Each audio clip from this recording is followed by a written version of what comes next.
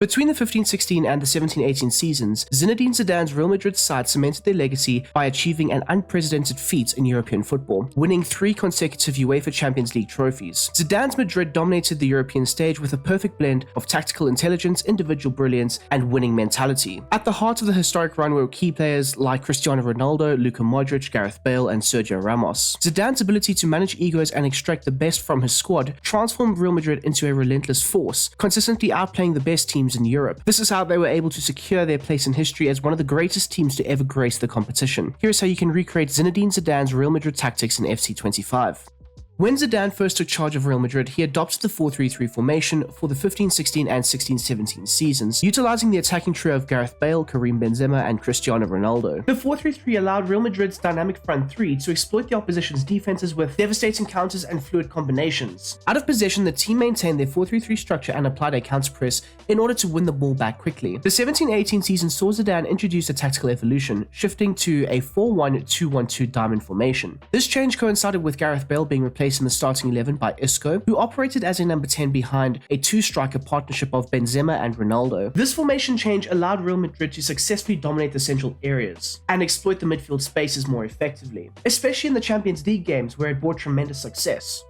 The 4-3-3 Real Madrid team tactics will have a build-up style set to balanced, as Zidane was very flexible with his tactical approach and allowed his side to adapt to their opponents when on the field. The team could play out from the back using the technical abilities of Kroos and Modric to set the tempo and orchestrate play. Alternatively, they could bypass the midfield with direct long balls into Benzema, who would aim to win the aerial duels and set up Bale or Ronaldo for swift attacking transitions. Madrid aimed to dominate possession and relied on their midfielders to construct their attacks, either through intricate passing combinations or switching the play to exploit the wide areas. In this 4-3-3 setup, Zidane encouraged central attacks, with overloads in the midfield in order to generate space for either Ronaldo or Gareth Bale. This allowed the wingers to be highly effective in the final third, especially in goal-scoring situations. Madrid would often overload one side only for Modric or Kroos to switch the ball to the opposite flank, where the fullback and the winger would combine to exploit the defensive gaps. Defensively, Real Madrid deployed a high-line approach with the line height being set to 75. This high press helped the team counter-press effectively, as the team was positioned high up the pitch. When possession was lost, Madrid's players swarmed the opposition, giving them little time and space to make decisions,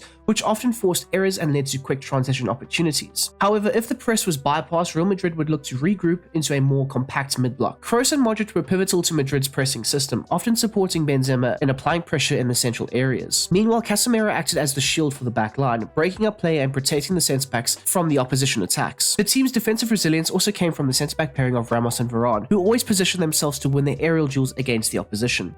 As we move on to the individual player roles, we'll start off at the back with the goalkeeper. Navas was more of a traditional shot stopper, but showed his ability to succeed in Zidane's possession-based system. He was comfortable with the ball at his feet and often began Madrid's build-up from deep by playing short passes either into the fullbacks, the centre-backs, or the deep-lying midfielders. In games where Real Madrid needed to bypass the opposition's press, Navas would opt for longer passes targeting Benzema or Ronaldo to initiate counter-attacks. His crucial reflex saves, especially in high-pressure Champions League matches, often made the difference between success and failure for Real Madrid. Marcelo was one of the most attacking fullbacks in world football under Zinedine Zidane. He had the complete freedom to surge forward, often overlapping the left winger to provide width and support the attack. His ability to deliver pinpoint crosses and cutbacks into the box was instrumental in unlocking defenses. He would combine brilliantly with Kroos or Ronaldo in the left half space to maintain Madrid's dominance on the ball. While his attacking contributions were invaluable, Marcelo was still required to track back and provide defensive cover when necessary, relying on his agility and positioning. Sergio Ramos was a commanding presence at the heart of Real Madrid's defense, combining his aggressive style of play with an exceptional passing range. He was comfortable stepping out of the defensive line, often driving into the midfield with the ball to help Madrid create overloads or breaking the opposition's lines with diagonal passes. Ramos' leadership was key in organizing the back line, and his ability to engage opponents physically in both aerial and ground duels made him a formidable presence. His goal-scoring threat, especially from set pieces, was another invaluable asset for the side. While Ramos was the aggressor, Rafael Varane played the calmer, more calculated role, ensuring that there was a balance in Real Madrid's backline. His role was often to sweep up behind Ramos, using his pace to cover gaps left by his partner's attacking forward runs. The right-sided centre-back was also strong in the air and calm under pressure, and could also play out from the back with precision. His partnership with Ramos was the foundation upon which Real Madrid's defensive solidity was built. While not as flamboyant as Marcelo, Dani Carvajal was also a key contributor to the attacking outlets down the right-hand side. His ability to balance his attacking and defensive duties made him indispensable. In attack, Carvajal often overlapped Bale, providing width and delivering crosses, while also being able to drop deep and protect the right-hand side when possession was lost. His work rates and intelligence in reading the game allowed him to cover large areas of the pitch, both supporting the attack and recovering to defend. Casemiro's role as the anchor in the midfield was crucial to Zidane's system. The Brazilian was tasked with breaking up the opposition attacks whilst also looking to shield the backline effectively, utilizing his tactical awareness to intercept passes and make crucial tackles. Casemiro was the team's enforcer, often covering for more attacking players like Marcelo or Modric when they did get forward. His passing range also developed over the 3 seasons, as he initially started out by playing shorter passes into one of Kroos or Modric, before developing the ability to switch the play and play more direct balls to initiate counter-attacks. Toni Kroos was deployed as a deep-lying playmaker for Real Madrid, often being described as the metronome of the side,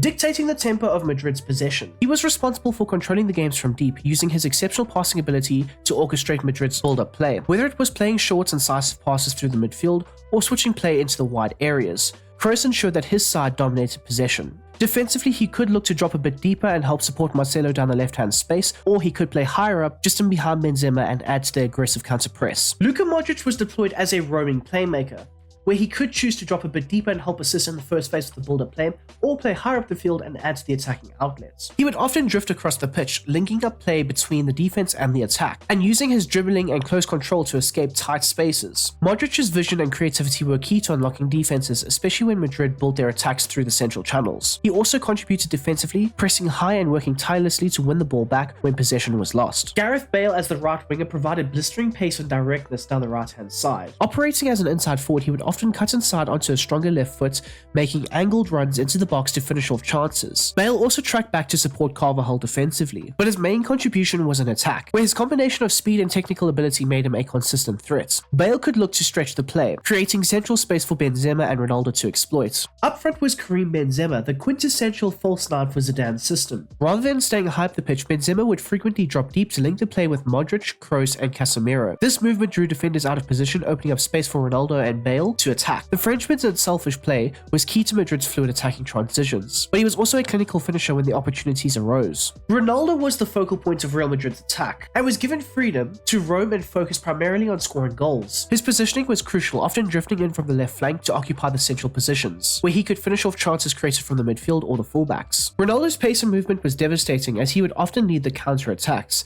Defensively, Ronaldo was less involved, but his offensive output more than compensated for this. Zinedine Zidane's 4-3-3 structure allowed Real Madrid to attack with a high degree of fluidity and versatility, focusing on wide overloads to create space either centrally or on the opposite flank, with Ronaldo and Bale often drawing defenders to the wider areas. Madrid's fullbacks, specifically Marcelo and Carvajal, played critical roles in advancing up the field and contributing to the attack. These wide areas were consistently overloaded, with central midfielders such as Luka Modric and Toni Kroos drifting into these spaces to help control possession and set up attacking play. The attacking focus was on Cristiano Ronaldo, who was free to move centrally and exploit the spaces that Karim Benzema had created. Bale and Ronaldo provided devastating pace, supported by elite service from Modric and Kroos. Defensively, Madrid's backline was protected by Casemiro, who acted as the destroyer, breaking up the opposition's plays while shielding the defense. Should the press be broken, the backline of Ramos and Varane were ready to step in and break up any potential advances.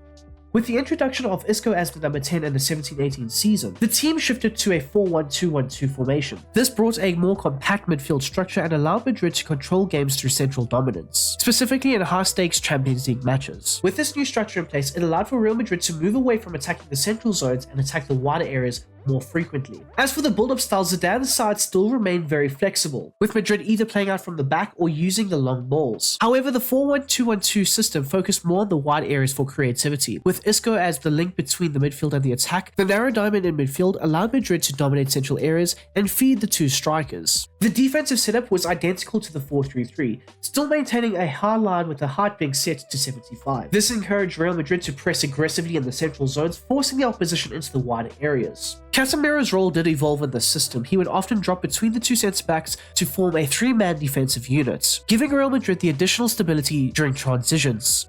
As we move on to the individual player roles, there will be several role changes that have occurred throughout the team. With the role of Casemiro also changing, it allowed for the two fullbacks to have a lot more attacking freedom when going forward. The likes of Dani Carvajal was allowed to roam and add to the attacking width down the right-hand space. The Spanish right-back would push high up, offering width and crossing opportunities. However, Carvajal was quick to drop back and cover defensively, ensuring that Madrid were not exposed on the break. His energy and work rate were key to transitioning between defense and attack. This new system saw a new role for Casemiro, as he would now function as a centre-half in the build-up, dropping deep and creating a back three when Madrid were in possession. This allowed Marcelo and Carvajal to push higher up the pitch, without leaving the defense overly exposed. Casemiro continued to break up the opposition's attacks with his tackling and interceptions, but he also ventured forward on the odd occasion, particularly during counter-attacks, to support the central midfielders. It was around this time where Casemiro had fully developed his passing range, so he could look to pick up the ball in the deeper zones and spray long passes directly into the forwards. After Isco had replaced Bale in the starting 11, he was deployed more centrally, and specifically in the number 10 position,